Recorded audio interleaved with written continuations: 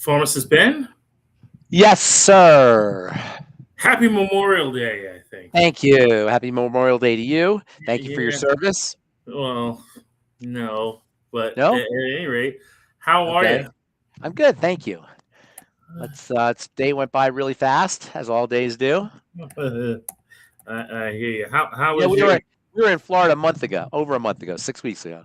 It was a while ago. How Mm. how, how was your trip? Your secondary trip that you took to my city? Oh, it's good. It was in and out. It's a tough city, man. Holy cow.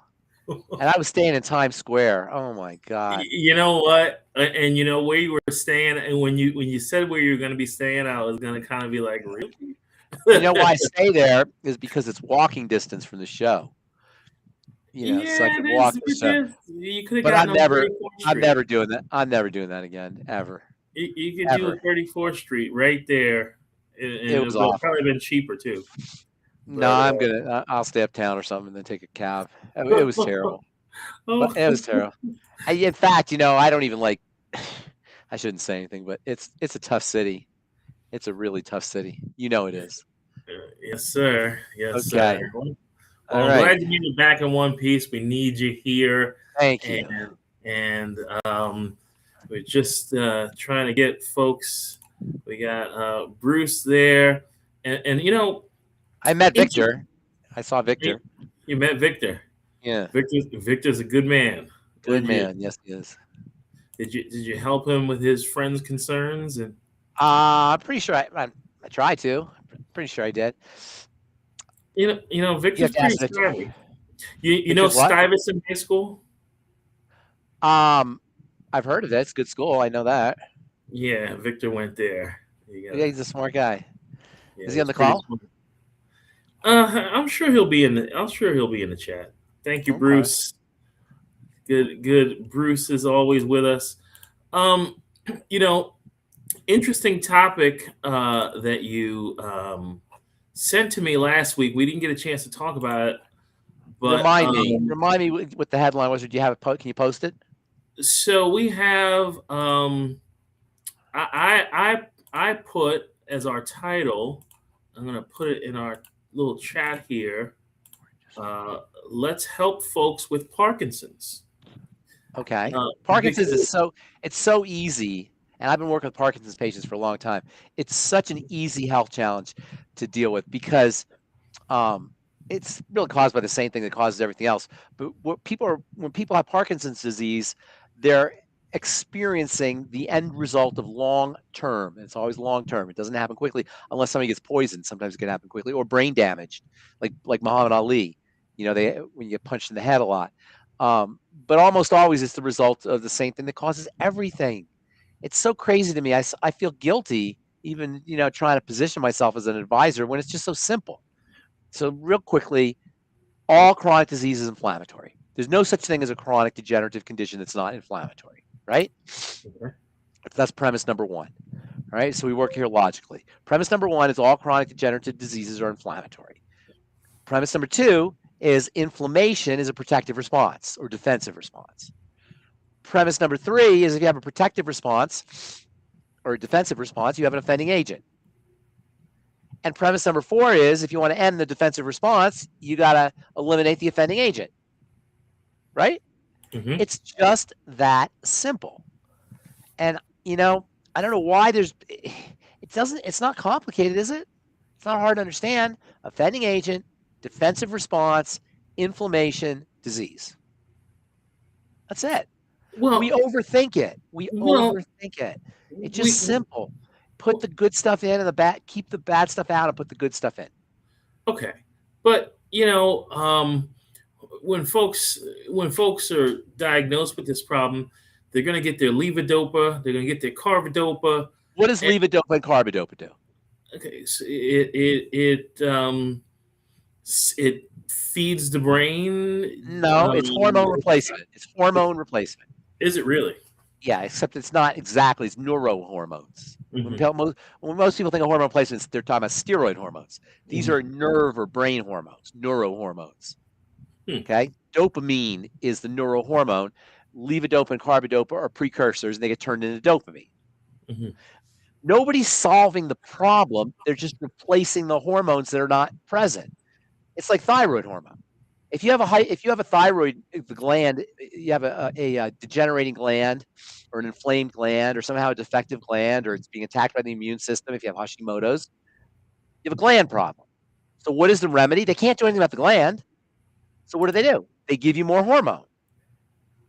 Are you following me? So Yes. the strategy is not to solve the problem. It's to reduce the symptom. The problem with and the issue with levodopa and carbidopa is they don't work very often, or they work over time. They work less and less because they haven't stopped the degeneration. It's the degeneration that is the problem. It's like, what's a good example? If you have a tree, go back to our tree, right? And it's not giving fruit, and you're a farmer and you need your tree to give apples. You have an apple tree. You could stick apples on the tree. You could go to the grocery store, buy a bunch of apples, stick them on the tree, and then you'll have an apple tree, right? But eventually, you're not going to have any more apples, and you're still going to have a rotten tree. We want to fix the tree. That's what we're about here, is fixing the tree. We say the root, not the fruit, but what we're really talking about is fixing the organism, the tree, or the brain, or the thyroid, or whatever part of the body it is. That's what we want to fix. Doctoring doesn't do it, and they're not bad people. They're not dumb people. They're not malicious people. Sometimes they're a little arrogant, a little chauvinistic. That's true. But the practice of medicine is very helpful in the sense that if you have an injury, you want to have it repaired. And in the sense that if you have miserable symptoms like you're shaking or Parkinson's, you want to do something symptomatically. But to solve the problem, you've got to go to the degenerative organ or tissue. In the case of Parkinson's, it's a part of the brain that's called the substantia nigra. I don't want to get into too much of the details here. It doesn't matter. Although it's interesting, the substantia nigra, that means the black substance, right? It's melanin. It's pigment. And melanin is an absolutely fascinating molecule. It's no accident that people who have a lot of melanin age slower. Black people notoriously are sometimes you ever see black women who are like 80 years old and they don't have any wrinkles? Yeah, on It's Facebook. melanin. Yeah, it's melanin. So melanin is amazing stuff. It's in the brain because it conducts electricity. So when that area of the part of the brain, deteriorates, you don't make melanin. I'm sorry, you don't make dopamine. And the doctor's strategy is to give dopamine, or at least a precursor of dopamine. I'm saying let's slow down the progress of the degeneration. And the reason I say it's easy is because it is. And I've been saying this for years. Work on your foods, work on your intestine. Everybody with Parkinson's disease will know that they had digestive problems for a long time. Now, I shouldn't say everybody, because sometimes people don't recognize it. Sometimes people don't remember it, or they don't notice it. And I think I told a story. Did I tell it on? I forgot if I told it on this show or not. I was talking to a young lady. She had really bad skin. Did I tell that story? Well, I remember, yeah. And she didn't. She said, I didn't notice any. I didn't notice a relationship between foods and my symptoms. I was like, really? That didn't make any sense to me, because you always notice. And so I said, why don't you show me the food diary? So she took a picture of the food diary. She shows me the food diary, and on the left-hand side in blue, it has all these foods, terrible foods, beans and rice and burritos and just a whole list of foods that you wouldn't want to eat, cereals and that kind of thing, spam. And then on the right-hand side, in red ink, it said bloated, crampy, diarrhea. It just had a whole list of things. And I said, her name's Chloe. I think it was Chloe. I said, Chloe, well, it says it right in your food diary. It says the foods and the problems. She didn't make the connection. She didn't realize they were connected. And it was right in front of her in her own handwriting. And that's the kind of disconnect we all have. We got to get past it. It's not because she's stupid. She just didn't make that connection. She told me, no, there's no relationship. And I was like, what? It's right there. Pharmacist Ben, I think Becca mentions that she's had 3 people in the last 4 weeks with Parkinson's symptoms. And, I've faced... Go online right now, like you did last week. Look up Parkinson's and dysbiosis. Right now. Parkinson's and dysbiosis. Or Parkinson's and intestinal permeability. or Parkinson's and endotoxins, or Parkinson's and lipopolysaccharides. Gut Or Parkinson. permeability and microbiota in Parkinson's disease. It's all over the place. It's all over the place. I'm not making this up. I mean, I happen to have seen it because it's logical. But if you want to go online, look it up. Look it up. It's not odd. It's not strange. It's not oddball. But Pharmacist Ben, but I guess what I'm dealing with as a struggle. And by the way, before I get into that, you mentioned melatonin. Yes, melanin. Melanin. Melanin. What's the difference between melatonin and melanin, real quick? Melanin is a pigment. Melatonin is a hormone. Melanin is a color. It's black. Mela means black. Melanin is a black. You got lots of melanin in your skin. There's melanin. Do I really? Lots of melanin. You're rich in melanin. Tell. No, you're Mr. Melanin. Melanin. Okay. They make computer chips out of melanin. Melanin is an incredible molecule. Okay. I did an interview with George Norrie, and it's on TikTok now, and it's got 4 million views or some crazy amount of views with me talking for 30 or 60 seconds on melanin. And people reposted it all over the place. I think it was TikTok. Okay, but then melatonin is not a derivative? Melatonin, no, nothing, not at all. Melatonin is a hormone that's a very important hormone. Melatonin is involved in sleep and also in digestive health. Melatonin is a fabulously valuable hormone, very protective, antioxidant. It's an amazing molecule. Melanin is a pigment. Okay. There's you can't take melanin orally. It's a pigment, but you can take melatonin orally. Okay, but in the article, it mentioned sleep being a factor for Parkinson's. So, when we sleep, our brain cleans itself out. You have a part of your brain called it's like a circulatory system for waste. It's called the glymphatic system. The brain and brain cells are constantly making waste because they're constantly working. When a cell constantly works, it makes waste. That waste has to be drained out. Under conditions of nutritional deficiencies and excitotoxins and poor living and smoking and drinking and drugs, the waste accumulates. So over time, if the glymphatic system is not draining out, that waste will cause toxicity. So sleep is one of the ways we detox our brain. And that's true about dementia also. And by the way, Parkinson's disease, which is a movement disorder, is associated with something called Parkinson's dementia. It's one of the types of dementia. And who cares if you forget where you lost your keys or you're delusional? You don't care if it's Alzheimer's dementia or Parkinson's dementia or Lewy body dementia. That's irrelevant distinctions. That's red herrings. It doesn't matter. It matters that the part of your brain is deteriorating and it's making you demented. It doesn't matter whether it's the Lewy bodies that are there or whether it's in the area near the substantia nigra for Parkinson's or it's the prefrontal cortex for Alzheimer's. That doesn't matter. They create irrelevant distinctions, and we fall for it. So, I don't have Alzheimer's. I have Lewy body dementia. I don't have Lewy body dementia. I have Parkinson's dementia. It doesn't matter. It's a degenerative condition of the brain, of the organ called the brain. No matter what it is. The proper word is degeneration, not Parkinson's. Do you get it? We want to get away from the nomenclature, and we want to return back to these generic biochemical breakdowns. You can't treat Parkinson's, but you can treat degeneration. Follow me?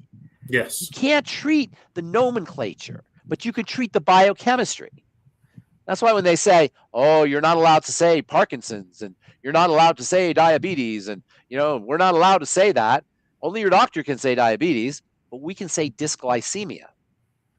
You're not allowed to say Crohn's disease, but I can say intestinal disease. You know what I'm saying? We want to get back to the biochemistry because that will elucidate the mechanism, and the mechanism is what you treat. You treat the mechanism. You don't treat the nomenclature. If you're stuck in the nomenclature, you're going to be, what the heck do I do? I have retinitis pigmentosa. I have hidradenitis suppurativa. I have transerythrit. What was that crazy one we heard? Transerythritin amyloidosis. Wow. Whatever, That's it's a 10-point word, Ben. It's inflammation, degeneration, breakdown. It's all inflammatory. And that simplifies everything. And our mission here is to take this whole health question away from authorities and bring it back to our homes. If it's in an authority's hands, you're out of control. Now I got to go to the doctor. Now I got to go to the hospital. Now I got to have tests done. Now I got to go to the pharmacy. Now I got to take different drugs that I don't know what they're doing in my body. Now I got to have this organ removed or that organ removed or have some kind of surgical procedure. If you put it back into your home, now you can control with lifestyle, with your foods, with your exercise, with your sleep, with your hydration, with your stress levels, with your supplementation. See what I'm saying? This is our goal. Our goal is to return health back to its rightful owner, us, not to the authorities. That's really the key. And there's times you need authorities, you need somebody to guide you. That's true. But ultimately, the treatments and the remedies are not theirs. They're ours. Only we care about our families. Only we care about ourselves. The doctor might care a little bit, but not like we do. Okay? Yes. I got a little pushback. So what do you do for, let me say, okay, good. I like pushback, but hang on a second. Let me just say something. So, we always go down these rabbit holes. For Parkinson's, A, food diary, eliminate problem foods. B, all your digestive support. Your nightly essence, Dr. Aria's liver cleanse, I-26, daily digest, ultimate enzymes, FucoidZ, collagen peptides, glucogel caps, anything. Vitamin A and vitamin E, both of which are important for the intestinal lining, cleaning the blood with chelating agents and acetylcysteine and vitamin C. Focus on the gut and focus on the blood, which is secondary to the gut. That's how you treat Parkinson's. And if you want proof, fast. And when you fast, you'll notice that you don't have the same symptoms. You got to eat, obviously, but fast for a day or two. And if you want a quick emergency fix, take a bath. Because when you've activated the parasympathetic nervous system and your muscles are relaxed, you're not going to be as shaky. Okay? Now, what were you going to push back on? Well, you make it sound very easy, but we deal with folks who, because they're still using the medication and other medications, and I'm going to lead into Becca's question, but they use medications, they use specifically the carbidopa, levodopa, they use other medications for other symptoms that they have bodily. I mean, clearly, a lot of these folks are dealing with metabolic syndrome. They're dealing with the gut dysbiosis. And what I'm suggesting is that the time frame in which these folks are healing or not healing is lengthy, and it's time frame. Say that again. The time frame is what time frame is lengthy? They're dealing with these symptoms for a long time. They're dealing with these problems for a long time because they haven't come to us yet. They're going to the doctor. Even the ones that have come to us, and maybe use part of the chocolate cake recipe. I give them a full recipe for the chocolate cake. They use part of the recipe, and they're not getting where they want to be. They're still relying on the carbidopa and the levodopa. Look, I can't help people. People to do whatever they want to do. I can't go into their homes and force them not to eat or force them to eat different foods. Okay, but I'm just telling you how you handle it. What about metabolic syndrome is an issue too, because metabolic syndrome will inflame the liver. Once the liver is inflamed, then you get more blood toxicity. Metabolic syndrome will cause gallbladder problems. That will cause malabsorption of fats, and then you'll have problems with absorption of your fatty vitamins, your omega fats. That'll affect your brain. So yeah, these are all involved, but it starts with dirty blood, which itself starts with leaky gut and dysbiosis. So you do what you can do. Number one, look, it's the same thing. The triangle. You focus on the gut first. You focus on the blood sugar blood sugar system second, and then you calm the body down. That's point 3. Calm everything down. Relax.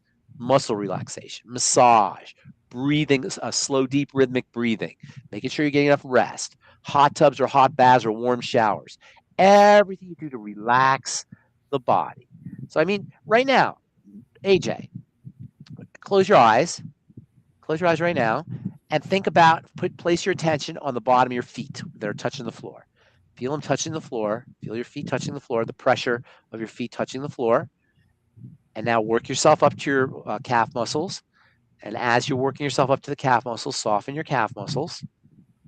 And as you're working up your calf muscles, go to your thighs, making sure you're breathing, making sure you're watching, not changing your breathing, just watching how your body automatically breathes. Your body breathes totally by itself. You don't have to do a thing. It's like a rhythm on its own.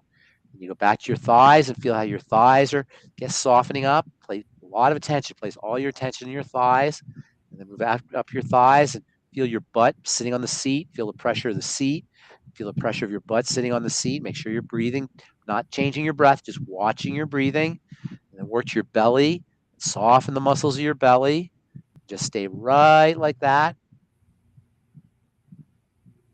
And now, open your eyes. And how do you feel? Feel good? Could take a It took nap. about 15 seconds. Okay. 15 seconds. You lowered your blood pressure. You reduced your inflammatory markers. You added your healing marker. You improved your healing markers, and you probably added a couple minutes to your life. As simple as that. And we could do it. You could do that every hour. It'll take you 10 seconds, 15 seconds. I appreciate that very much, Hunter, our guy Hunter. Okay, Becca, come ask your question because you had a question. Go. Yes. So I've been off for a few weeks, and in that time, I've missed you too. Thank you. I've had at least 3 people come to me with symptoms and wanting to know what to do with Parkinson's. So I'm super excited that we are talking about this tonight. I put somebody on who has Parkinson's. Is there somebody on the call who has Parkinson's? I don't have anybody here on the call. Can they come next week? Can they come Friday or next week? I will invite them. Invite them Friday or next week. We'll talk to them on the air and we'll show them how easy this is. So I have 2 questions. And if you want a quick down and dirty, I'm sorry. If you want a quick down and dirty, tell them to take a warm bath. And that will slow down the contractions. Okay. So what can we do about those that are on medicines blocking the dopamine? There are no medicines that block dopamine. There's medicines that support dopamine. You mean for Parkinson's? For blocking, well, just in general, things like the antipsychotics or the antipsychotic, those kinds of drugs. So you're saying, what do you do to have Parkinson's and you're on an antipsychotic? Oh, they're on these prescriptions. And they have Parkinson's-like symptoms. They have movement disorders. Yes, they call them tardive dyskinesia. Have you heard of that term? Tardive dyskinesia. No. Yeah, tardive dyskinesia is movement disorders like tics, that kind of thing that people will get. And you may have seen them. You may have seen people like that. They're psychotic. They're in antipsychotics, and one of the sides is like this kind of thing. Yeah, like that. So guess what the treatment is? More drugs. They give drugs for the tardive dyskinesia. So yeah. And that's how our system works. Look, we cannot help people who want to work with the system. I shouldn't say that. We can help everybody, but we can't help people maximally if they want to work with the system. There's going to be it'd be like having a hole. It'd be like being in a boat with a hole in it. You might be able to bail water and not sink, but you're not going to go very far. And so if you're going to work with the medical model, that's fine. More power to you, but it's going to be much harder for you to actually deal with the problem, because now you're putting more toxicity and more load on the body, and you haven't solved the real problem. The good news is that nutrition makes your drugs work better. Nutrients will reduce the amount of work, the amount of damage control that the drugs have to do. Follow me? So if you, for example, use your occutive, and this is another strategy for Parkinson's. It's not primary, but you can still, not occutive, synaptive. I'm sorry, synaptive. If you use your synaptive and you're on levodopa or carbidopa, you'll be able to lower your dose on the dopamine if you take your synaptive. And if you start using all the digestive support, and if you start using the metabolic support. And we don't want to look, and it's kind of our fault here because we're always focusing on problem solution kind of thing, which is understandable. If you have a problem, you want a solution. But really, we want to look at overall systemic health. Because when you have overall systemic health, you're not going to have Parkinson's. Yeah, we can we can target Parkinson's with all these things we're talking about, but if we have overall systemic health, you're not going to have the Parkinson's. And you won't have to worry about other health challenges. So we want to look at overall systemic health. And that's the beauty of the longevity products. There's no Parkinson's formula, but there's a healthy start pack. And there's a healthy brain and heart pack. And there's, nutrients that are a healthy blood sugar pack. There's nutrients that support the nervous system and support the cardiovascular system and support the digestive system as a system, rather than just the substantia nigra, the area that's not making the dopamine. The doctor strategy is let's go to the substantia nigra. Not their fault. That's how they're trained. So you don't want to blame anybody, but it's not a solution any more than thyroid hormone is a solution for Hashimoto's. Mm-hmm. Okay, so I have one person who said that they have a protein that's accumulated inside their brain cells. Amyloid? Is it an amyloid? They said that it's the alpha-synuclein. Yeah, alpha-synuclein. Yeah, alpha-synuclein is a type of protective protein. We'll call it. It's a amyloid. Amyloid is the criminal, the bad guy, I should say, and when it comes to Alzheimer's, right? You've heard that, I'm sure. Yes. Okay, but amyloid happens all over the body. Alpha-synuclein is not amyloid, but it's similar to amyloid, and they say it misfolds and forms these clogs. That's the theory. But my opinion is it doesn't misfold. They're like, oh, it's an oopsie. The body doesn't make oopsies. It's folding. It changes its shape, misfolding they call it, as a protective response to patch things up. Why would it patch things up? For damage, to protect against damage. Everything's secondary to damage. Everything is secondary to degeneration. Degeneration's damage. Everything is secondary to something that's getting into the system that's breaking it down, or a combination of nutritional deficiencies. And when you have leaky gut and intestinal problems, you have both because you got to absorb nutrients to your intestine. So it's not hard. Let me say this again. It's simple, but it's kind of hard to change your life. And that's really what we're talking about here, is to change our life. Most people have Parkinson's. Do little children have Parkinson's? Do you ever hear a teenager with Parkinson's? Not normally. Did you ever hear of a 20-year-old Parkinson's? What does that tell you when Parkinson's only happens as you age? What is that telling us? Right down. It's degenerative. It's degeneration. Yeah, it's right there. If it's degenerative, that means it's the accumulation of things that are causing the body to degenerate, and in combination with nutritional deficiencies. So anybody who has Parkinson's, number one, all the food stuff. Number two, metabolic syndrome. Number three, calm the body down. Number four, pound nutrients. Pound. When we talk about pound, this is also important because the conventional wisdom is RDA, right? Recommended daily allowance. That's conventional wisdom. Now say what it really is. The ridiculous deficiency allowance. What we want to do is we want to communicate to the cells, right? It's all about the cells, not the tissue, the cells, that life is good, that there's plenty. When you have a lot of money in the bank, you go on vacation, you buy new clothes, you buy things for your kids, you feel great, you spend money, you get a new car when you have a lot of money. When you don't have a lot of money, you pull back. You don't spend money. You eat less food. You don't go on vacations. You take the bus instead of driving, you save gas, whatever. That's how a cell is. We want to tell the cell it has lots of money. It can make lots of collagen. It can make lots of hyaluronic acid. It can make lots of immune factors. It can do whatever it wants to do. It has abundance. Large concentrations of nutrients tell the cell life is good. And that's the reason why you want to pound the nutrients, with a few exceptions. Zinc, maybe, selenium. You don't want to necessarily take too much of those, but things like the B vitamins and vitamin C and omega fats, you just want to go crazy with them. Pound the body with those nutrients. And then, of course, if you have malabsorption at the level of the gut, you got to fix that too. Okay, so the B vitamins, by the way, the B vitamins are especially important for the nervous system, the brain and the nervous system. The B's, especially thiamine, vitamin B1, and niacin, vitamin B3. Okay, so we're pounding the body with nutrition. Yes. What about this thought that you're just making expensive urine? What about the thought that the moon is made of green cheese? If you told me the moon is made of green cheese, would I argue with you? I wouldn't argue with you. I'd say, fine, Rebecca, it's made of green cheese. Have a nice day. You know? So people say that, I say, fine. Okay, expensive urine, fine. You want your urine expensive. You want everything expensive. You deserve it. You should be expensive urine. You should have everything expensive. Your urine, your saliva, everything. Everything. So if you pee some out, that's extra.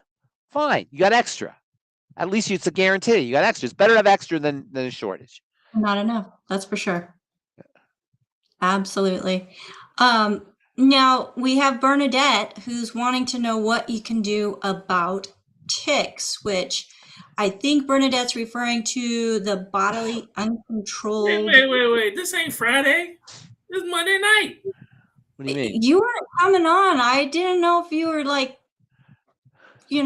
wanting me to fill in until you got back or what, buddy? Tics tics like movement disorders? Yes. B vitamins. B vitamins are your nervous system vitamins. Omega fats, magnesium, selenium, healthy brain and heart pack, synaptive, and then look for other symptoms. Nobody just has tics. Nobody just has movement disorders. So look for other symptoms. Is always what you want to do. Aside from digestive issues, all other symptoms have things beneath them. Root, not fruit, right? So if you have like Crohn's disease, that's obviously an intestinal problem. But if you have high blood pressure, that may seem like it's a blood pressure problem, but there's something underneath it. The doctors can't really treat high blood pressure effectively except with antihypertensives because the problem is not at the level of the blood pressure. The problem is at the level of the blood, which is in turn at the level of the digestive system and the blood sugar system. So if you have anything, a symptom, anything other than a digestive symptom, digestive symptoms are foundational. Other than digestive symptoms, work backwards. Go back the way you came. So I had a grandmother reach out to me early this morning.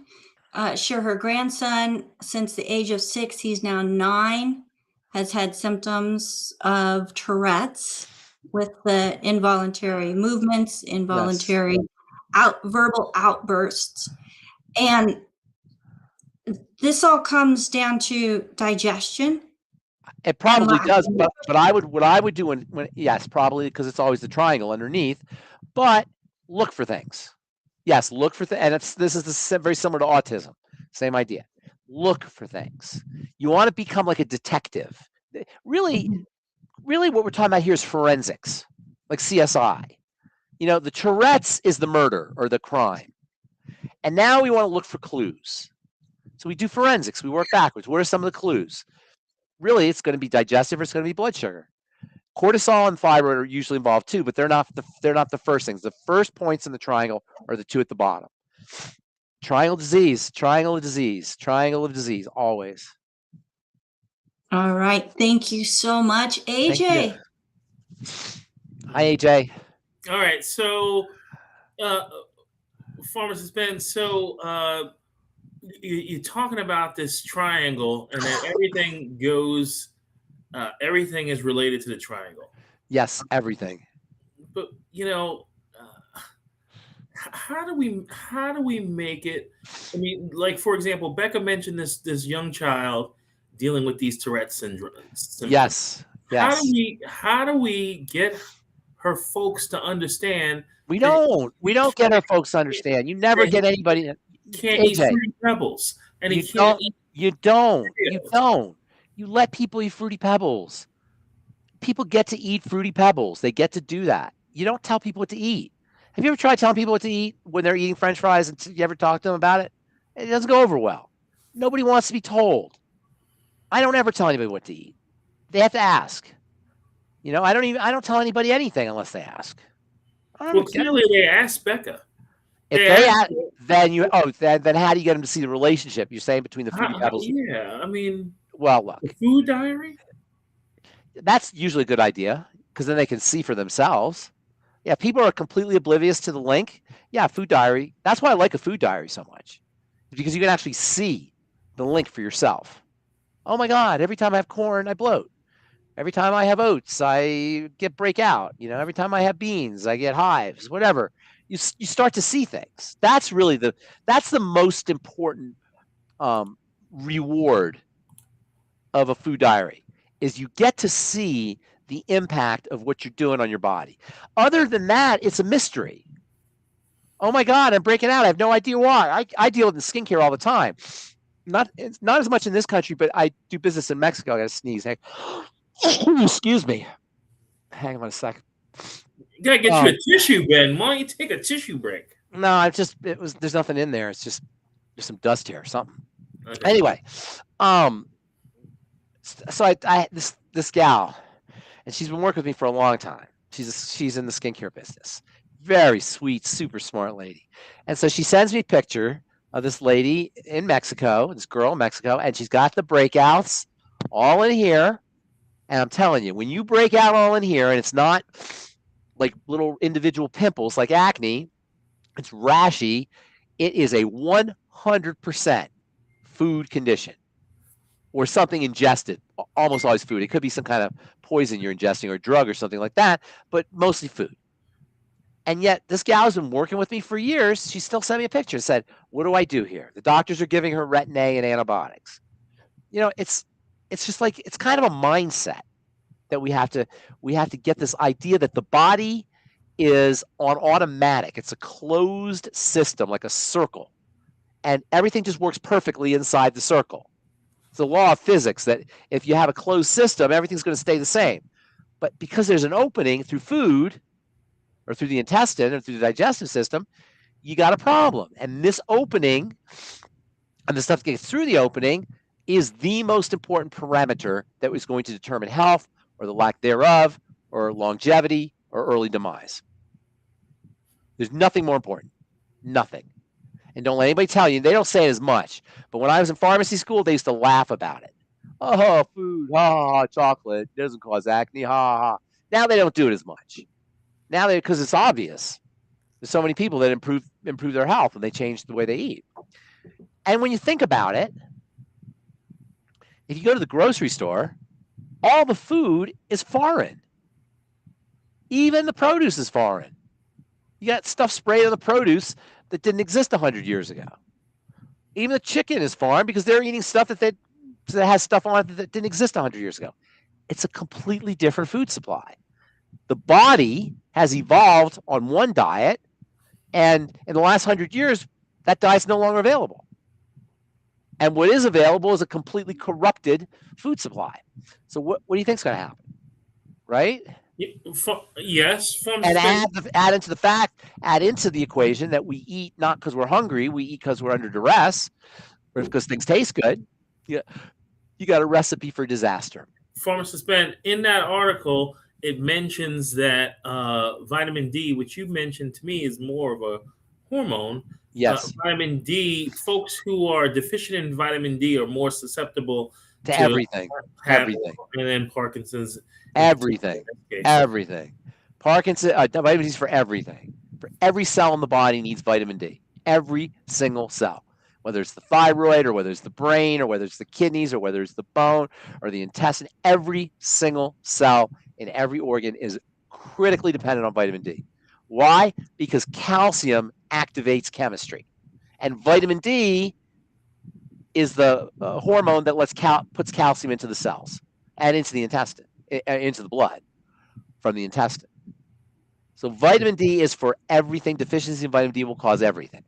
It's not a one-to-one. Vitamin D is a master vitamin. It's a hormone. It's not a vitamin. It's a master substance, a master nutrient. Okay, so now... And by the way, vitamin D needs to be activated mostly by the kidneys and the liver. Other cells too, but other parts of the body too, but mostly the kidney and liver.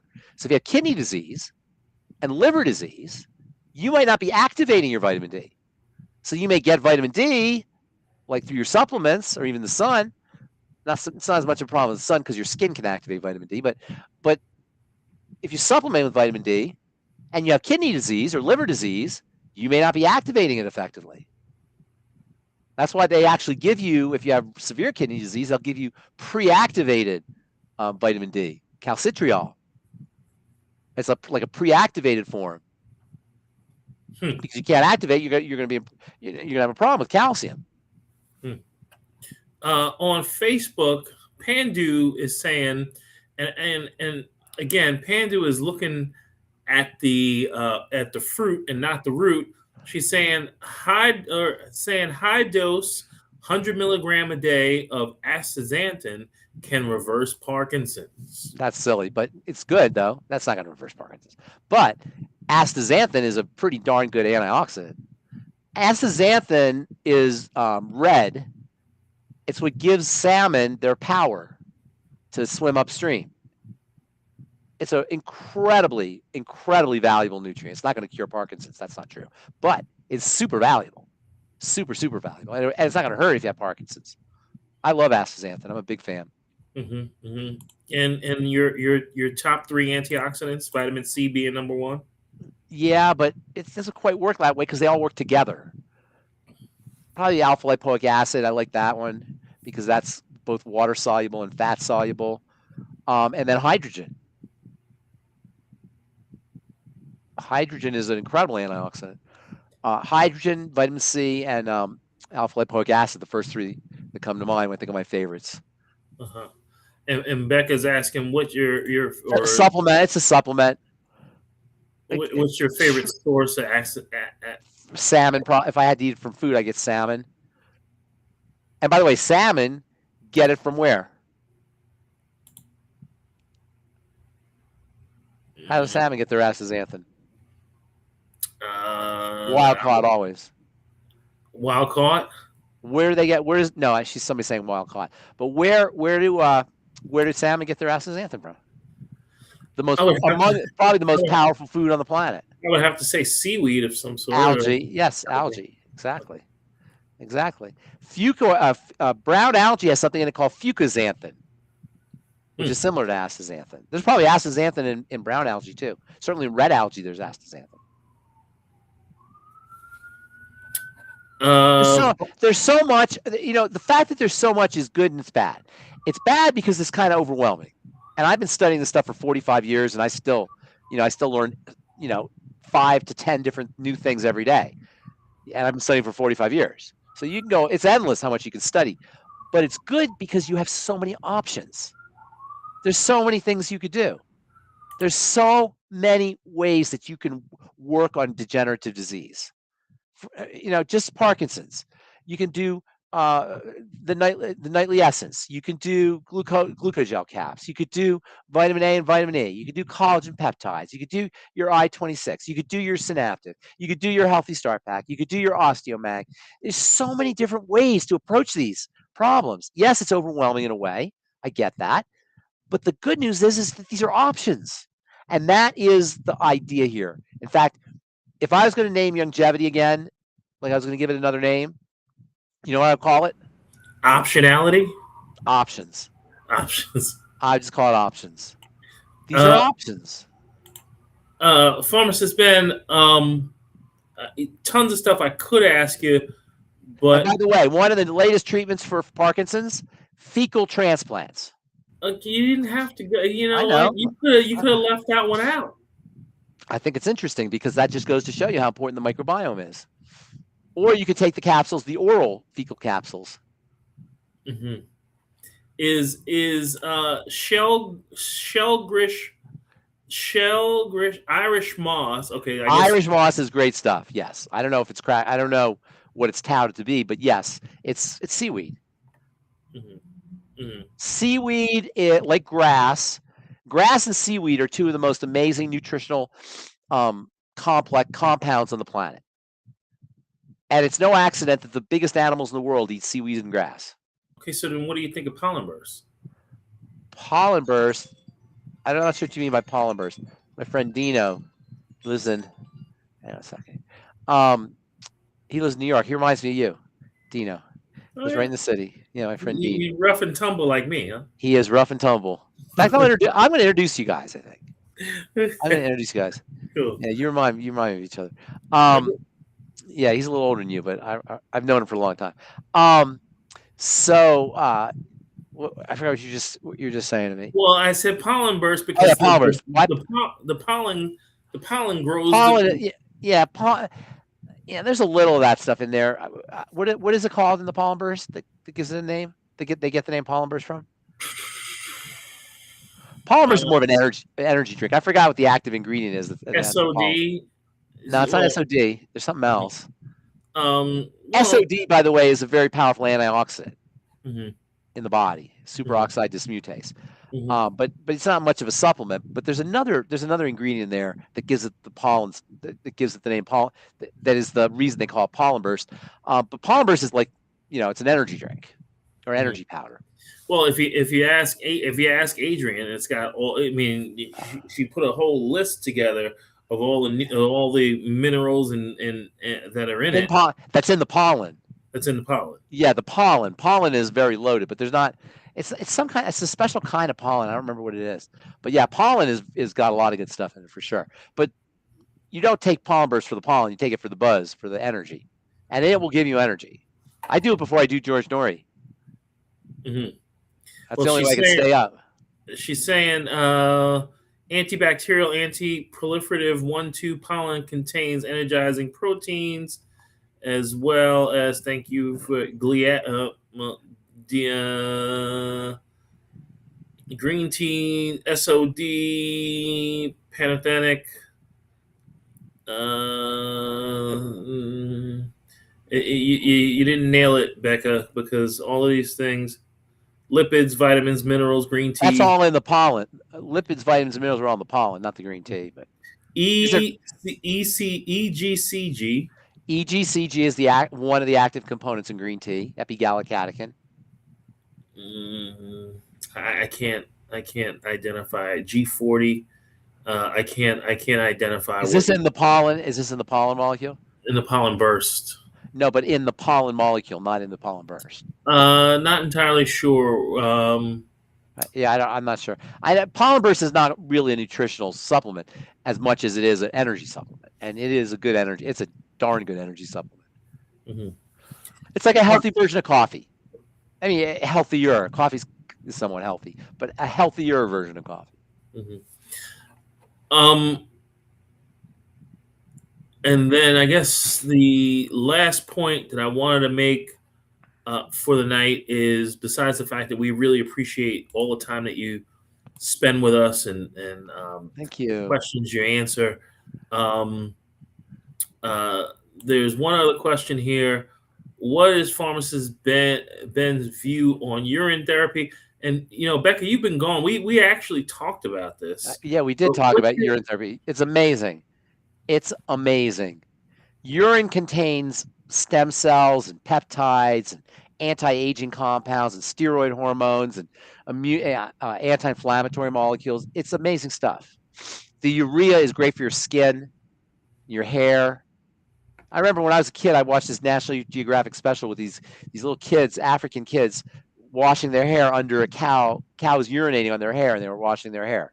And I couldn't understand why they were doing that. But later, I found out urea, which is in urine, is great for your skin and your hair. Okay, before we go, Bruce is saying his neighbor's son is considering a kidney transplant. Dr. Wallach says diabetes type 1, that you're born with it. My neighbor was diagnosed at 4 years old, and now he's taking the shots, and he's now in his 40s. At 4 years old, he was diagnosed with diabetes type 1.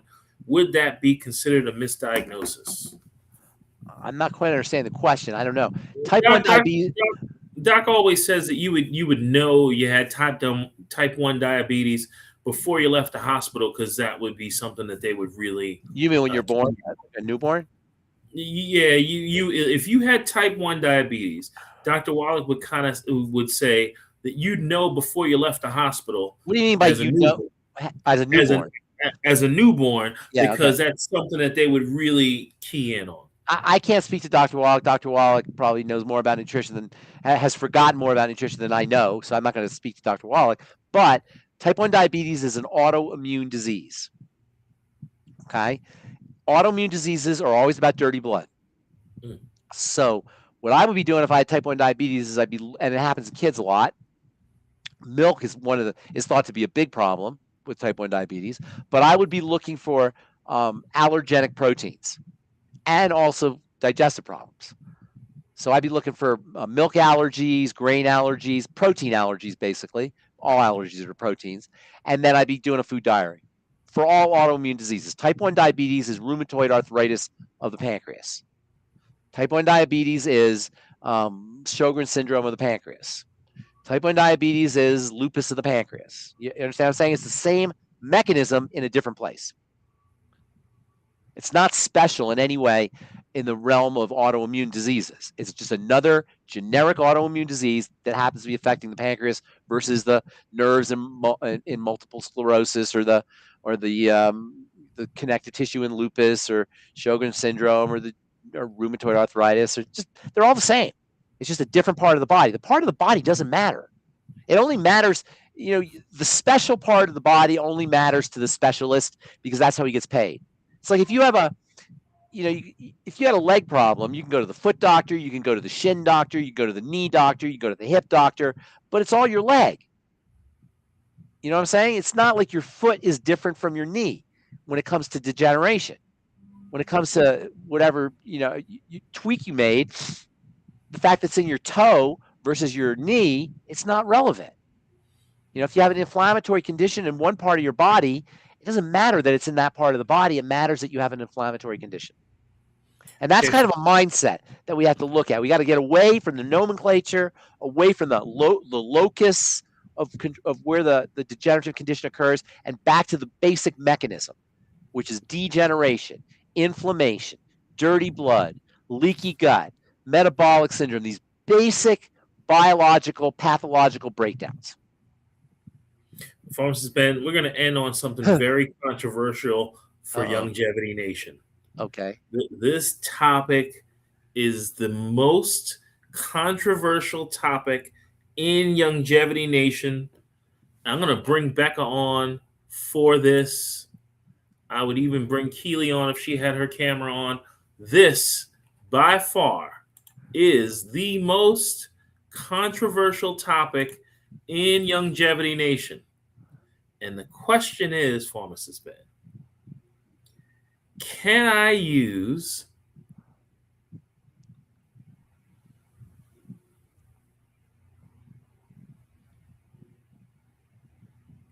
olive oil that has been packed in a nitrogen-rich room? Or can I use it? What do you mean, can I use it? Okay, so we say every time someone calls, and I say no oils of any kind, because this is our... No processed oils. We say no oils of any kind, because Dr. Wallach says we don't play Russian roulette. We don't know if that oil is... He's right. We just say no oils of any kind. He's right. If you are going to do an oil, and there's some value to oils, it has to be fresh, it has to be refrigerated, it has to be in a dark bottle, it has to be treated like medicine. And even then, you want to make sure that you're not letting it sit around too long or not cooking with it or exposing it to the air. So you got to be really careful with oils. Olive oil, as far as oils go, is not, there's worse oils than olive oil. The ones that are really problematic have lots of omega-6 fatty acids in them, long-chain fatty acids with double bonds. Olive oil is not is more monounsaturated than polyunsaturated. It doesn't have a lot of double bonds. It's still not great. There is some medicinal value to it. And in nutrition, sometimes we find that a food has value, but it also has problems. It's not cut and dry. Okay. And so with olive oil, to the degree I can't say yay or nay. I can't answer your question yay or nay. I can say to the degree it's destabilized, which you don't know, is the degree you're going to have a problem with. And I would never cook with it. Never cook with it. Okay, so now I guess what I'm getting at is they're saying online that, and Dr. Google, they're saying online in every platform you go to in those reels, they're saying that if you consume olive oil, it will burn the fat in your cells? No. I mean, that's just internet stuff. I wouldn't. I want to see a mechanism how it burns fat. It might rev up the cell. It might speed up cellular activity, but it's not going to burn the fat in the cell. That's a stretch. Mm-hmm. Mm-hmm. And would coconut oil be something that you would use? Coconut oil is a completely different entity.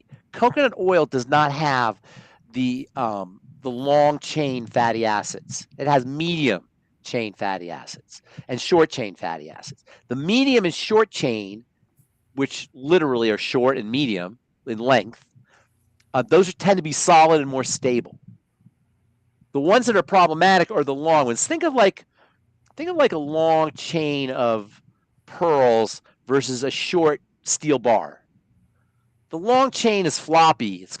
It's more prone towards damage when it's long. Short ones are less prone towards damage, right? Okay. Because they're chunky. The fats in butter and in coconut oil are chunky, so they don't break down. They don't flop around as much.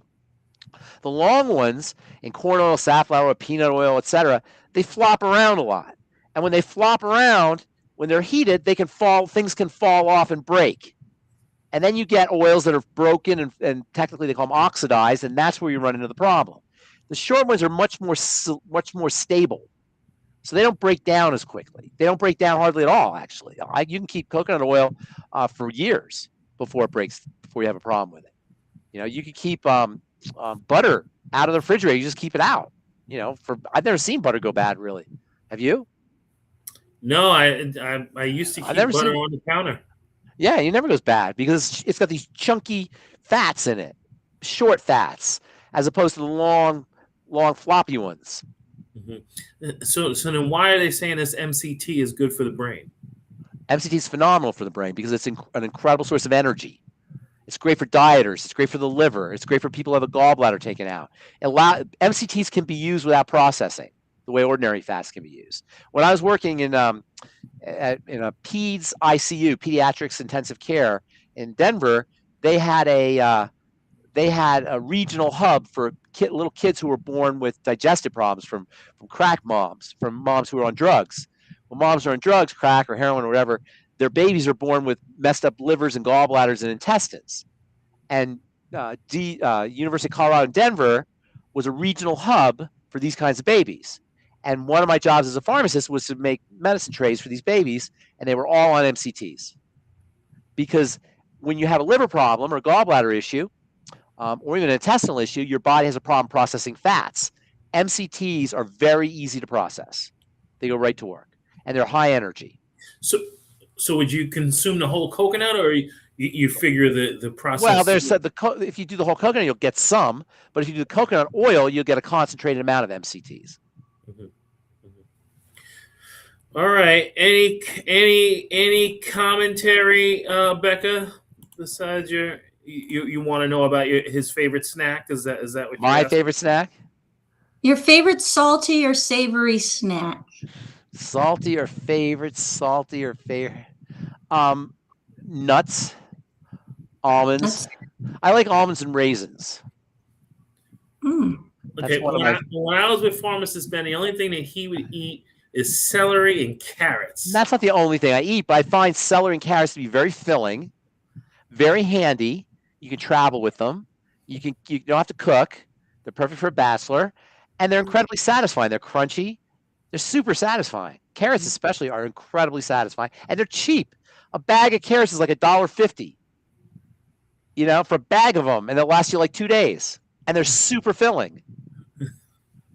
Okay, so what's healthier, a raw carrot or one that is steamed? They both have advantages. I don't know which one would be healthier. Steamed releases the nutrients a little bit, so probably you get more nutritional value out of steamed. To the extent you steam it, probably steamed. But you don't want to steam it too much because you start to break things down. So there's a sweet spot. But I just grab a bag of carrots out of the fridge or celery sticks, and it's just so easy. They're so filling. Okay, 3 quick questions on Rumble. how much MCT oil per day? What's the difference between MCT oil and MCT powder? MCT powder is compressed. It's the same thing. It's just compressed. I'm not sure how they make it actually, but it's basically the same thing. And there's no real dose for it. There's no way to know. You can't. Can you overdose? No, you can't really overdose. If you really went crazy with it and drank a whole bottle, you might get sick, like nauseous. But you're not going to poison yourself or anything. Diminishing returns, though. Probably after a certain point. I don't. There's no real MCTs aren't really like a essential nutrient. So there's not a lot of studies on MCTs and how they work. And basically, they're easy to process. They don't have to go through the entire fat processing machinery that ordinary fats do. So they're great for people who have problems with fat malabsorption or liver gallbladder issues or pancreatic issues or intestinal issues. And they're very high energy. Pharmacist Ben, last week you mentioned that we could benefit society by having more people teaching others like we try and do every day. Yes. Yes. And I have someone inquiring because of your plea. Please, can we have another plea? Yes, you guys. I love doing this, but you can do it too. And you can make money doing it. You can help people. You can have the satisfaction of changing people's lives. You can learn about nutrition for yourself, for your family, for your friends. And it's just a fascinating thing to do. And it's the Lord's work, helping people who are sick. This is the greatest service job there is.